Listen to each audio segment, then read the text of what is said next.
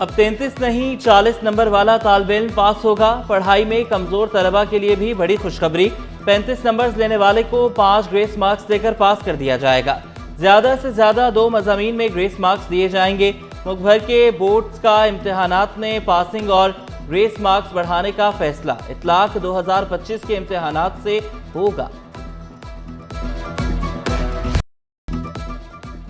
Mayor Karachi Murtaza وہاب کا بڑا کارنامہ، بلدیہ عظمیٰ کراچی کی مرکزی عمارت سولر سسٹم پر منتقل۔ سولر سسٹم کی 150 کلو واٹ گنجائش، 2 کروڑ لاگت آئی، اخراجات میں نمایاں کمی آئے گی۔ عمارت میں 259 سولر پلیٹ سے روزانہ 700 یونٹ بجلی پیدا ہوگی۔ کراچی شمسی توانائی پر چلنے والی پاکستان کی پہلی بلدیاتی کونسل بن گئی۔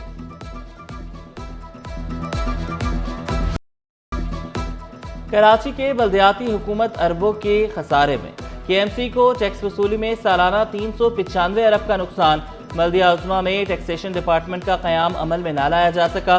ذوالفقار شاہ کے مطابق 15 ٹیکسز کی 70 میں سے صرف 24 کیٹیگریز کا ٹیکس لیا جا رہا ہے۔ بمشکل سالانہ 1.5 ارب روپے جمع ہو رہے ہیں۔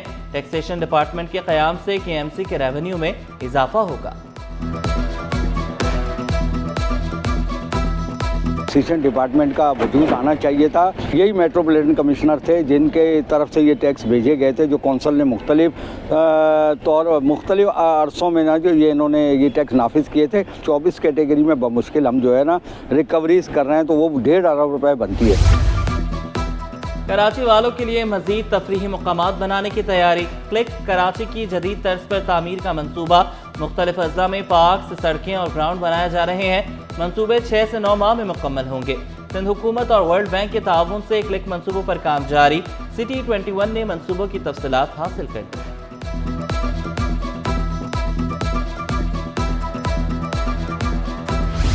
کراچی کے منصوبوں پر وفاق کی دھول جم گئی۔ وفاق نے کراچی کو فنڈز نہیں لالی پاپ دیا، 10 ارب کے منصوبے تجویز کیے، 1 روپیہ نہیں ملا۔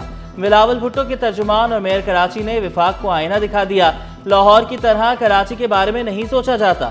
نون لیگ سے جوڈیشل کمیشن میں 2 نمائندوں کا وعدہ کر کے مکرنے کا شکوہ، وفاق سے چھوٹے صوبوں کو ساتھ نہ لے کر چلنے کی بھی شکایت۔ بولے کراچی میں پورے ملک کے لوگ بستے ہیں، وزیر اعظم صاحب سخاوت کو کراچی کے لیے بڑھائیں۔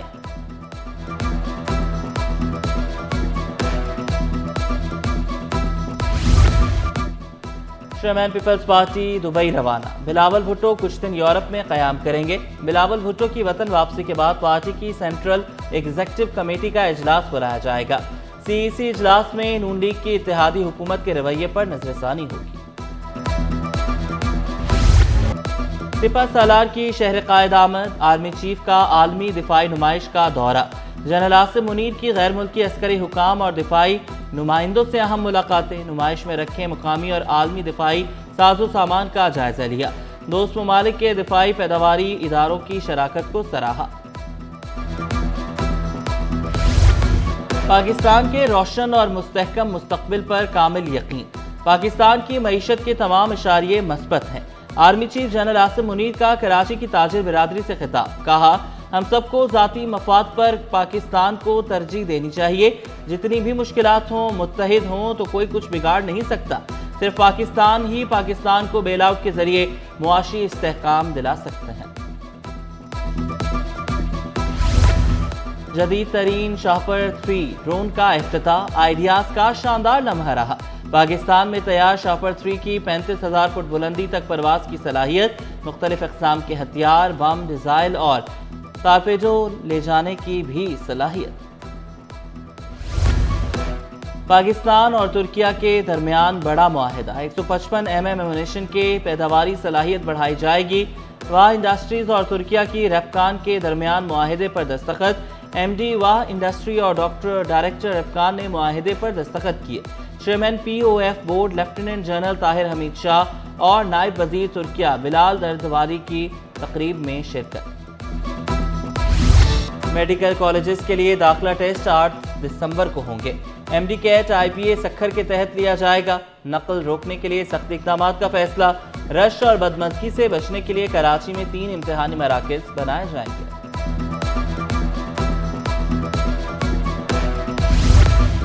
ویکسینیٹرز کے انٹرویوز کے لیے 7 سیکشن افسران کی خدمات محکمہ صحت سندھ کے سپرد۔ عبدالسلام، اویس مغل، شاہد ربانی شامل، امجد پیرزادہ، یار محمد، شفیق میمن، وحدت علی لاکھو شامل۔ انٹرویو 6 دسمبر تک جاری رہیں گے۔ انٹرویو کے بعد حتمی فہرست جاری کی جائے گی۔ حتمی فہرست کے بعد محکمہ صحت سندھ آفر آرڈر جاری کرے گا۔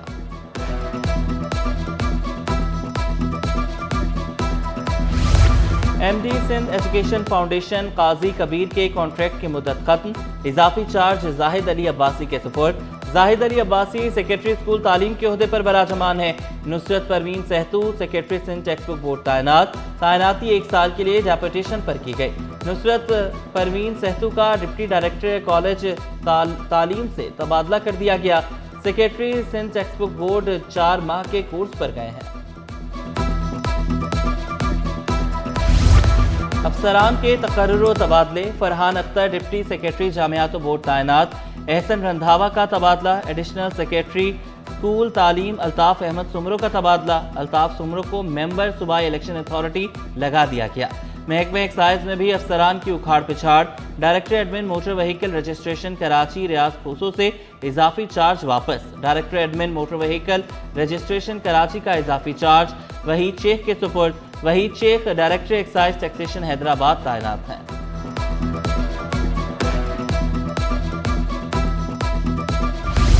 عدالتوں میں کیسز کی پیروی کرنے والے 50 ڈی ایس پیز کو ترقیاں دینے کا فیصلہ، محکمہ داخلہ سندھ نے سینیورٹی فہرست جاری کر دی۔ گریڈ 17 کے ڈی ایس پیز کو ایس پی کا عہدہ ملے گا۔ ترقی پانے والوں میں اعجاز علی، آغا بشیر، عطا محمد اور قمر الدین شامل۔ جمیل احمد، عابد بشیر، رضا میاں اور عزیز اللہ کو بھی ترقی ملی۔ عبدالعزیز، سرور علی، احمد کریم، محمد حسن اور محمد اکرم بھی ترقیات۔ ملیر ترقیاتی اتھارٹی کے افسران قبضہ گیر نکلے، new Malir housing scheme commercial block 3 میں قبضہ روکنے میں ناکامی، غیر حاضری اور غیر اخلاقی رویے پر 4 افسران معطل۔ ڈائریکٹر فائنانس کی سربراہی میں 5 رکنی تحقیقاتی کمیٹی تشکیل، کمیٹی 7 روز میں نااہلی برتنے والوں کا تعین کرے گی۔ معطل ہونے والوں میں 1 ڈائریکٹر، 2 ایگزیکٹو انجینئرز اور 1 اسسٹنٹ ایگزیکٹو انجینئر شامل۔ وزیر اعلیٰ سندھ کی ترک کمپنیوں کو سرمایہ کاری کی دعوت، سویڈن کی کمپنیوں کے لیے بھی دروازے کھلے رکھنے کا اعادہ۔ سویڈن، ترکیہ کے سفیروں اور عمانی کونسل جنرل کی مراد علی شاہ سے ملاقاتیں، باہمی دلچسپی کے امور اور 2 طرفہ تعلقات پر تبادلہ خیال۔ سویڈن کے سفیر کی پنک بس چلانے پر وزیر اعلیٰ کو مبارکباد۔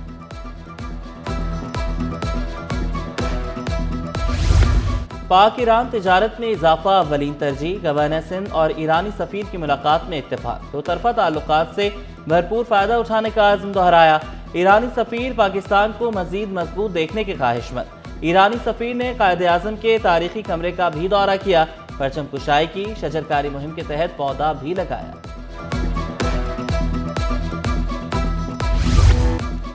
گورنر سندھ کا 24 گھنٹے گورنر ہاؤس کھلا رکھنے کا اعلان، مفت آئی ٹی کورسز جاری رکھنے کا وعدہ۔ مفتی تقی عثمانی کی آمد کو باعث افتخار قرار دیا۔ مفتی تقی عثمانی نے تعلیم و تربیت کے لیے گورنر ہاؤس کا اقدام قابل ستائش قرار دیا۔ طلباء پر زور دیا کہ صلاحیتیں ملک و قوم کے لیے استعمال کریں۔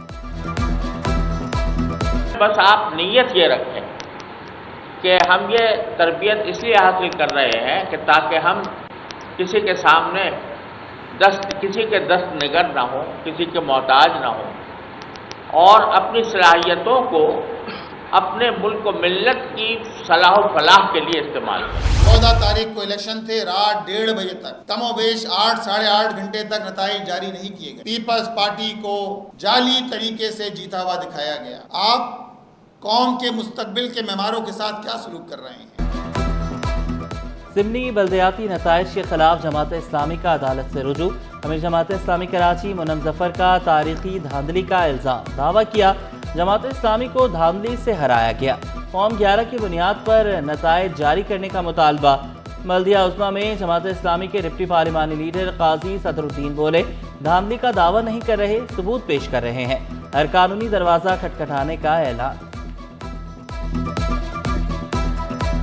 ہمارے پاس یہ ثبوت موجود ہے کہ جناب جو سینسز ہوئی ہیں یعنی مردم شماری، اس میں لیاقت آباد کی اس یونین کونسل 7 میں 195 گھرانے بتائے گئے ہیں، یعنی 195 گھر موجود ہیں جس کے اندر 1100 پاپولیشن ہے، اور اس کے نتیجے میں جو الہ آباد اسکول ہے اور مختلف اسکول ہیں وہاں ووٹوں کا تناسب جو ہے اگر 100 ووٹ ڈلے ہیں تو ڈبے سے 400 ووٹ نکل رہے ہیں۔ چیمپئنز ٹرافی شہر قائد پہنچ گئی، رونمائی کا آغاز، کراچی کی مشہور فوڈ اسٹریٹ برنس روڈ پر نمائش۔ کراچی میں آئی سی سی ٹرافی کی پہلی بار عوام کے سامنے نمائش کی گئی۔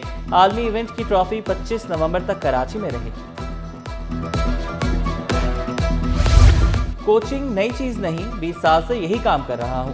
ہیڈ کوچ عاقب جاوید فخر زمان کی پرفارمنس سے خوش، آسٹریلیا کے دورے کو ہمیشہ پاکستان کے لیے مشکل قرار دیا۔